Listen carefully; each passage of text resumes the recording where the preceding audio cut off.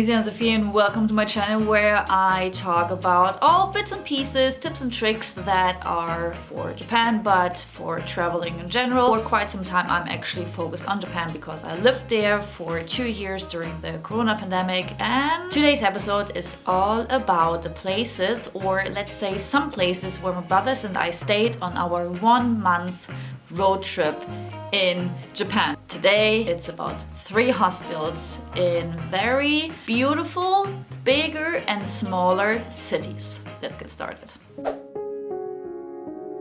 When you're thinking about arriving in Japan, mostly it's either Tokyo Haneda Airport or Tokyo Narita Airport. No matter where you arrive, this hostel is great because the owner is amazing. He's very funny, he's bilingual, he's trying to learn German right now. He'll be like trilingual. The staff is very friendly, very fun, and in the evenings, also sometimes during the day, whenever there is someone, they usually play Super Smash Brothers in the living room / kitchen or the common area where you are supposed to be when you just arrived in the hostel, or when you're just about to make some food, or in case you would like to hang out with people, they are there. It's very nice, it's affordable, and it's almost next to Tokyo Station, which is very convenient, and it's very close to the Pokemon Center there. You basically could just walk there, and also all the train stations are nearby that you need to go to Shibuya or Shinjuku, Harajuku.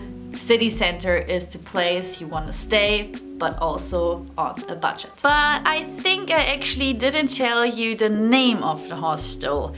It's Hostel Den. The second hostel, or in Japan you're counting like this, the second hostel will be in Kobe. It's such a cute hostel. Did you ever hear about House Maya, which is in Kobe, Hyogo Prefecture? No? Now you know. And when you are traveling to Hiroshima from Kyoto or Osaka, or you are in Shin Osaka and you want to go to Awaji Island because there is the Naruto theme park and a lot of other amazing theme parks, and you would like to stay a night nearby this area, go to Kobe, because it's also not really far away from Osaka and Kyoto, and you can take the public trains instead of the Shinkansen, which is just like 1 hour from one city to the other, or 50 minutes or 45 minutes from one city to the other. Stay at Kobe, because House Maya, thank you so much Park-san for letting us staying there last minute, he is also doing a food tour. The hostel in Hiroshima, where we also stayed on our road trip, because it was almost, let's say, the beginning of our road trip, driving back by car from Hiroshima to Tokyo, which was amazing, and I'm telling you all about it as soon as my external hard drive is being fixed. Hiroshima and hostel.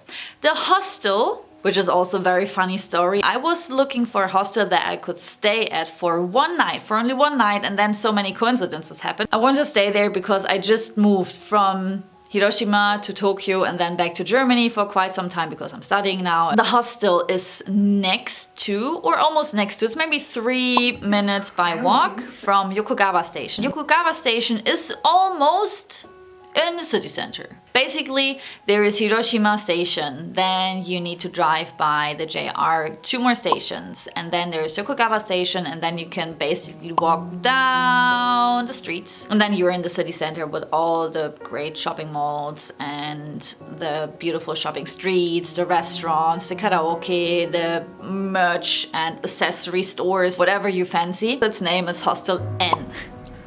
Which is kind of interesting because Hostel N, Hostel Den. In Hiroshima there's Hostel N. Just look for it online. Please, in case you're staying at Hostel N, Hostel Den and House Maya, let the managers know that you know me and that you're friends of me and that you're watching my videos and that's why you're staying at their hostel. Tell them how much I miss them and that I really can't wait to see them again and having a great time. Love you.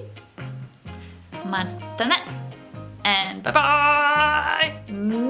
Smoochy, smoochy, your neighbors, Virginia. Bye.